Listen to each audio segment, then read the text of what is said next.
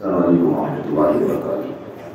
الحمد للہ رب العالمین والصلاۃ والسلام علی اشرف الانبیاء والمرسلین نبینا محمد وعلی آلہ واصحابہ اجمعین وبعد۔ یقول اللہ سبحانہ وتعالی اعوذ باللہ من الشیطان الرجیم أأمنتم من في السماء أن يخسف بكم الأرض فإذا هي تمور أم أمنتم من في السماء أن يرسل عليكم حاصبا فستعلمون كيف نذير وَلَقَدْ كَذَّبَ الَّذِينَ مِنْ قَبْلِهِمْ فَكَيْفَ كَانَ نَكِيرِ۔ اللہ تبارک و تعالیٰ نے ان آیتوں میں جو اللہ تعالیٰ کی قدرت کی نشانیاں ربوبیت کی، اللہ تعالیٰ نے زمین کو کس طرح سے بچھایا، آسان کیا، ہم سب کے لیے اس پر دود و باش کرنا، رہنا بسنا، زمین کو اپنی مصلحتوں کے لیے استعمال کرنا، اس کے اندرونی حصے کو اور ایسے ہی دوسری سطح کو اللہ تعالیٰ نے بطور احسان ان باتوں کا ذکر کیا۔ اور یہاں سے ان آیتوں میں اللہ تبارک و تعالیٰ ان لوگوں کو مخاطب کر کے فرما رہا ہے جو کفار ہیں، جنہوں نے اللہ تعالیٰ کی ان مخلوقات سے بھرپور فائدہ اٹھا رہے ہیں، اور اس کے ساتھ ہی اللہ تبارک و تعالیٰ کی آیتوں کو جھٹلا رہے ہیں، اللہ تعالیٰ کے نبیوں کو، رسولوں کو جھٹلا رہے ہیں، اللہ تعالیٰ کی وہ تعلیمات جو نبیوں کے ذریعے سے، کتابوں کے ذریعے سے انسانوں پر آئی ہیں، ان پر یقین کرنے کے بجائے انہیں ان کی تکذیب کر رہے ہیں، اس کا انکار کر رہے ہیں، اسے رد کر رہے ہیں، ٹھکرا رہے ہیں۔ ایسے لوگوں کو مخاطب کر کے اللہ تبارک و تعالیٰ فرما رہا ہے کہ یہ جو زمین ہے، یہ زمین جو ہماری نعمت ہے، اگر تم نے کفر کیا، بغاوت سے کام لیا، تو یہ زمین ہمارے اختیار میں ہے۔ ہم چاہیں تو اس زمین پر جیسے آسانی سے رہنے بسنے دیتے ہیں، ایسے ہی اگر ہم چاہیں تو اس زمین کو تمہارے لیے مشکلوں کا سبب بنا دیں، تم اس پر آسانی کے ساتھ نہ رہ سکو، اس کی مصلحتوں سے، اس میں اپنی مصلحتوں کا فائدہ نہ اٹھا سکو۔ اگر ہم چاہیں تو اس زمین کو تمہارے لیے بجائے اس کے کہ وہ رحمت ہو، تمہارے لیے عذاب بن جائے، تمہاری ہلاکت کا ذریعہ بن جائے۔ اس لیے تم اگر جھٹلاتے ہو، اللہ تعالیٰ کی دین اور اس کی تعلیمات کو نہیں مانتے، تو تمہیں ڈرنا چاہیے، اللہ تبارک و تعالیٰ کا خوف کرنا چاہیے کہ جو اللہ ہمیں یہ ساری آسانیاں دے رہا ہے، ہماری کفر شرک، ہماری تکذیب، ہماری بغاوت کی وجہ سے اگر کوئی چاہے تو اس زمین کو ہمارے لیے قابل استفادہ نہ رکھے، بلکہ یہ زمین ہمارے لیے عذاب اور مصیبت بن جائے۔ اس طرح سے اللہ تبارک و تعالیٰ نصیحت کر رہا ہے، تنبیہ کر رہا ہے، سمجھا رہا ہے۔ یہ دو تین آیتیں جو یہاں اس سیاق میں آپ کے سامنے پڑھی گئی ہیں، یہ آیتیں اسی مضمون کو مختلف انداز سے، مختلف پیرائی سے ہمیں بیان کر رہی ہیں۔ پہلی آیت کریمہ میں اللہ تبارک و تعالیٰ نے فرمایا أَأَمِنْتُم مَّن فِي السَّمَاءِ، آم کے معنی کیا کے ہوتے، سوالیہ ادات ہے، حرف ہے۔ أَأَمِنْتُم مَّن فِي السَّمَاءِ، کیا تم بے خوف ہو اس اللہ سے جو بلندی میں ہے؟ اللہ تبارک و تعالیٰ بلندی میں ہے۔ اللہ تبارک و تعالیٰ آسمان، اکثر حدیثوں کے ترجمے میں ہم سب کہتے ہیں آسمان میں کا مطلب یہ نہیں ہے کہ جیسے آسمان میں اللہ تبارک و تعالیٰ کی مخلوقات ہیں، سورج، چاند، ستارے ہیں، سیارے ہیں، اللہ تبارک و تعالیٰ کے یہ فرشتے ہیں، اس کے ملائکہ ہیں اور دیگر مخلوقات ہیں۔ اللہ تبارک و تعالیٰ کے بارے میں اس طرح سوچنا، یہ معنی سمجھنا، ایسا عقیدہ رکھنا تو سراسر غلط ہے، یہ معنی نہیں ہے۔ اللہ تبارک و تعالیٰ آسمانوں میں نہیں ہے کہ جیسے اللہ تعالیٰ کی مخلوقات ہیں نعوذ باللہ، بلکہ اللہ تعالیٰ آسمان میں ہے، یعنی اللہ تبارک و تعالیٰ بلندی میں ہے۔ سما آسمان کو کہتے ہیں، سما یسمو سے بنا ہوا ہے، جس کے معنی اعلیٰ یعلو، بلند ہونے کے ہوتے ہیں۔ تو أَأَمِنْتُم مَّن فِي السَّمَاءِ، کیا تم بے خوف ہو گئے ہو، تمہیں ڈر نہیں لگتی، بے خوف ہو گئے ہو اس اللہ سے، اس ذات سے جو آسمان میں ہے، ہم کہتے ہیں یعنی جو بلندی میں اللہ تبارک و تعالیٰ ویسے بھی آسمان میں نہیں بلکہ ساتوں آسمانوں کے اوپر کرسی، اور پھر اللہ تبارک و تعالیٰ کا عرش ہے۔ اللہ تعالیٰ اپنے عرش پر بلند ہے، اللہ تعالیٰ اپنے عرش پر بلند ہے۔ کیسے اللہ تعالیٰ اپنے عرش پر، وہی جانتا ہے۔ اس نے بتلایا ہے کہ وہ عرش پر ہے، اس لیے یہ ہمارا عقیدہ ہونا چاہیے۔ ایسا نہیں ہے کہ اللہ تعالیٰ اپنی مخلوقات کے اندر خلوع کیے ہوئے ہے، اپنے مخلوقات کے اندر بند ہے، نعوذ باللہ، اس طرح کا کوئی عقیدہ بھی ہمارے لیے اللہ تبارک و تعالیٰ کے سلسلے میں رکھنا درست نہیں ہے۔ تو اَأَمِنْتُم مَّن فِي السَّمَاءِ اَأَمِنْتُم مَّن فِي الْعُلُوِّ، کیا تم اس اللہ سے بے خوف ہو گئے ہو، تمہیں ڈر نہیں لگتی جو بلندی میں ہے؟ اور یہ وہ عقیدہ ہے جو دنیا کے سارے لوگ مانتے ہیں، خواہ وہ اس کا صحیح معنوں میں اعتراف کریں نہ کریں، لیکن عملی طور پر ایک کافر مشرک بھی، ایک ملحد اور بے دین بھی اپنی مشکلات میں، اپنی پریشانیوں میں جب وہ ہاتھ اٹھاتا ہے تو اوپر کی طرف اٹھاتا ہے، اوپر والا کہتا ہے، آسمان کی طرف نگاہوں کو اٹھا کر کے یہی ظاہر کرنا چاہتا ہے کہ ساری کائنات کا چلانے والا اور ہماری مشکلات کو، پریشانیوں کو دور کرنے والا بلندی میں اوپر کی طرف ہے۔ تو اللہ تبارک و تعالیٰ کے بارے میں یہ عقیدہ کہ اللہ تعالیٰ بلندی میں ہے، علو میں ہے اور اپنے عرش پر مستوی ہے، اپنے عرش پر بلند ہے، یہ متفقہ عقیدہ ہے۔ ہم نہ تو اللہ تعالیٰ کو کسی اور جگہ مان سکتے ہیں اور نہ ہی اللہ تبارک و تعالیٰ کے بارے میں ایسا عقیدہ رکھ سکتے ہیں کہ اللہ تعالیٰ کہیں بھی ہو سکتا ہے۔ یہ دونوں عقیدے باطل، قرآن کریم کے بے شمار آیتیں اور اسی اللہ کے نبی علیہ السلام کی متعدد احادیث، دسیوں بلکہ میں سمجھتا ہوں کہ سینکڑوں دلائل ایسے ہیں جس سے پتہ چلتا ہے کہ اللہ تبارک و تعالیٰ بلندی میں۔ امت کے علماء نے مستقل کتابیں لکھی ہیں، العلو للعلی الغفار، حافظ ذہبی رحمۃ اللہ علیہ کی کتاب، کہ اللہ تبارک و تعالیٰ کے لیے بلندی کا ثبوت، کہ اللہ تعالیٰ بلندی میں۔ بہت سارے لوگ اللہ تبارک و تعالیٰ کو ہر جگہ مانتے ہیں کہ اللہ تعالیٰ ہر جگہ ہے۔ کوئی اللہ تبارک و تعالیٰ کو حاضر و ناظر کہہ کر کے اسے حاضر کہتا ہے، حاضر کا مطلب یہ سمجھتا ہے کہ اللہ تعالیٰ اپنی ذات کے ساتھ ہر جگہ حاضر ہے۔ ایسا عقیدہ رکھنا کتاب و سنت کے خلاف ہے، سلف امت کے عقیدے کے خلاف ہے۔ اللہ تبارک و تعالیٰ اپنی ذاتی بابرکات کے ساتھ عرش پر مستوی ہے، بلند ہے، اس کا علم، اس کی قدرت، اس کی سماعت، اس کی بصارت اور ایسے ہی اس کی ربوبیت کی خوبیاں، ربوبیت کی صفات، اس میں کوئی شک نہیں ہے کہ پوری کائنات کے اندر موجود ہے، لیکن ذات اللہ تبارک و تعالیٰ کی عرش کے اوپر ہے۔ کیسے ہے؟ جیسے اس کی شان ہے، جیسے اس کی عظمت ہے، جیسے اس کا مقام اور اس کی سلطانی، اسی طرح سے اللہ تبارک و تعالیٰ اپنے عرش پر وہی جانتا ہے۔ ہمیں اللہ نے فرمایا کہ اللہ تعالیٰ بلندی میں ہے، ہم یہ جانتے ہیں اور ہمارا یہ عقیدہ ہونا چاہیے۔ تو اگر کوئی کہے کہ اللہ تعالیٰ ہر جگہ ہے، یقیناً غلط ہے یہ عقیدہ۔ اللہ تعالیٰ ہر جگہ نہیں ہے، اللہ تعالیٰ اپنی ذات کے ساتھ عرش پر ہے۔ صفات، اس کے ربوبیت کے اوصاف، کمالات کی، اللہ تبارک و تعالیٰ کی جو خوبیاں ہیں، ان خوبیوں کے اعتبار سے اس کا علم ہے، اس کی قدرت ہے، اس کی عظمت ہے، اس کا سننا ہے، اس کا دیکھنا ہے، اس کا خبر رکھنا ہے، اس کا آگاہ رہنا ہے، اس کا مطلع ہونا ہے، اس کا مدد کرنا ہے، اس کا نفع پہنچانا ہے، اس کا نقصان پہنچانا ہے، اس کو صحیح، کسی کو صحت دینا ہے، کسی کو مریض بنانا ہے، کسی کو زندگی دینا ہے، موت دینا ہے۔ اس اعتبار سے اللہ تبارک و تعالیٰ اپنی مخلوقات میں اس کی خوبیاں موجود ہیں، لیکن ذات اللہ تعالیٰ کیا ہے؟ بہت سارے لوگ یہ عقیدہ بھی رکھتے ہیں کہ اس میں پریشان ہونے کی ضرورت کیا ہے، اس مسئلے میں الجھنے کی کیا ضرورت ہے کہ اللہ تبارک و تعالیٰ کہاں ہے؟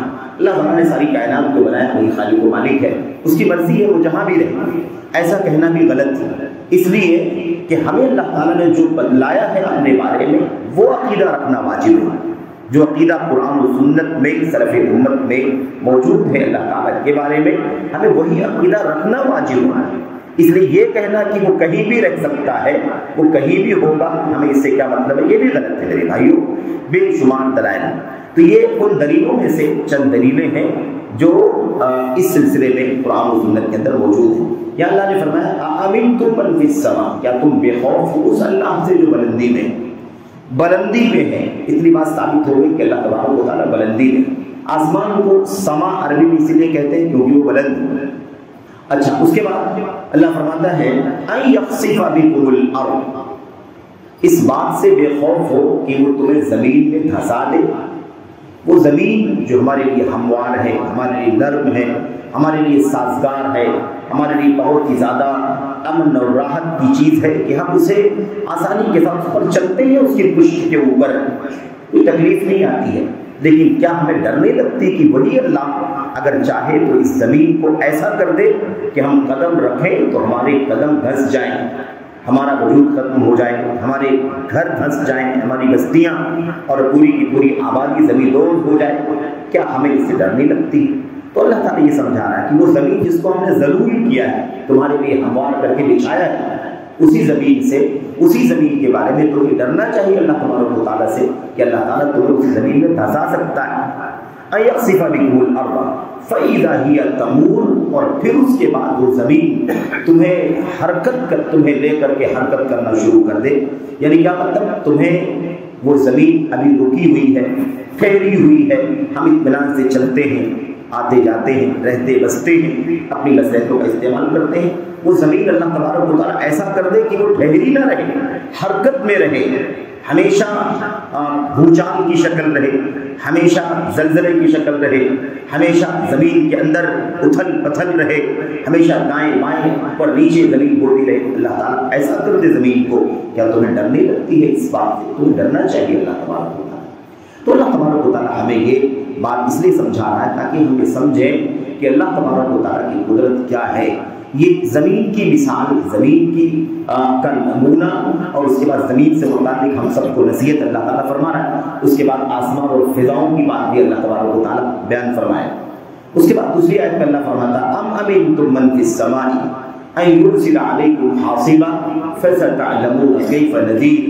اللہ فرماتا ہے یا پھر تم اس بات سے، بلکہ کیا تم اس بات سے بے خوف ہو گئے ہو اس اللہ تبارک و تعالیٰ سے کہ وہ تمہارے اوپر حاصبہ اس میں حسبہ کے معنی کنکریوں کے ہوتے ہیں، حسبہ کنکریوں کے ہوتے ہیں، اور حاصب اس طوفانی ہوا کو کہا جاتا ہے جو برسے، جو چلے تو اس سے پتھر برسے، کنکریاں برسے۔ تو حاصبہ کے معنی ہوتے ہیں وہ طوفانی ہوا جو چلے تو کنکریاں برساتی ہوئی جائے۔ تو اللہ تعالیٰ فرماتا ہے ام امنتم من فی السماء ان یرسل علیکم حاصبا، کیا تم اللہ تبارک و تعالیٰ سے جو آسمان میں ہے، یعنی بلندی میں ہے، ہمیشہ یاد رکھیں جہاں فی السماء آیا ہوا ہے اس کا معنی ہے فی العلو، بلندی میں ہے، آسمان کے اندر حلول کیا ہوا نہیں ہے کہ محدود حدود میں اللہ تبارک و تعالیٰ کے ذریعے اس آسمان کے بیچ میں، کیونکہ وہ تو خالق ہے اس کا۔ اللہ تبارک و تعالیٰ کی ذات کے بارے میں بالکل من وعن وہی عقیدہ رکھنا ضروری ہے جو قرآن کی آیات میں صراحت کے ساتھ، حدیثوں میں صراحت کے ساتھ، سلف امت کے فہم میں صراحت کے ساتھ آیا ہے۔ کوئی قیاس آرائی نہیں، کوئی عقل پرستی نہیں، کوئی بلا وجہ ادھر ادھر کے فلسفے لا کر کے اللہ تبارک و تعالیٰ کے بارے میں استعمال کرنا سراسر غلط ہے، کیونکہ ہم جب اللہ تعالیٰ کے بارے میں نہیں جانتے تو ہم اتنا ہی بولیں جتنا اللہ تبارک و تعالیٰ نے اپنے بارے میں بیان فرمایا، اور یہی ذمہ داری ہے۔ اسی لیے جتنے بھی الفاظ قرآن و سنت میں آتے ہیں اللہ تعالیٰ کے بارے میں، اس کے بارے میں عقیدہ یہ ہے اَمِرُّوهَا كَمَا جَاءَتْ بِلَا كَيْفٍ، جتنے بھی الفاظ اللہ تعالیٰ کے بارے میں آئیں ان الفاظ کو، ان صفات کو ایسے ہی گزار دو جیسے وہ الفاظ آئے ہیں، بلا کیفیت بیان مت کرو، ایسے ویسے فلاں کی طرح، فلاں کے مثل، فلاں کی مشابہت، کوئی بھی چیز بیان نہیں ہونی چاہیے بلکہ اسے ایسے ہی گزار دو۔ تو یہاں اللہ فرماتا ہے اَن یرسل علیکم حاصبا، تمہیں ڈر نہیں لگتی کہ وہ اللہ تبارک و تعالیٰ تمہارے اوپر پتھروں والی طوفانی ہوا بھیج دے؟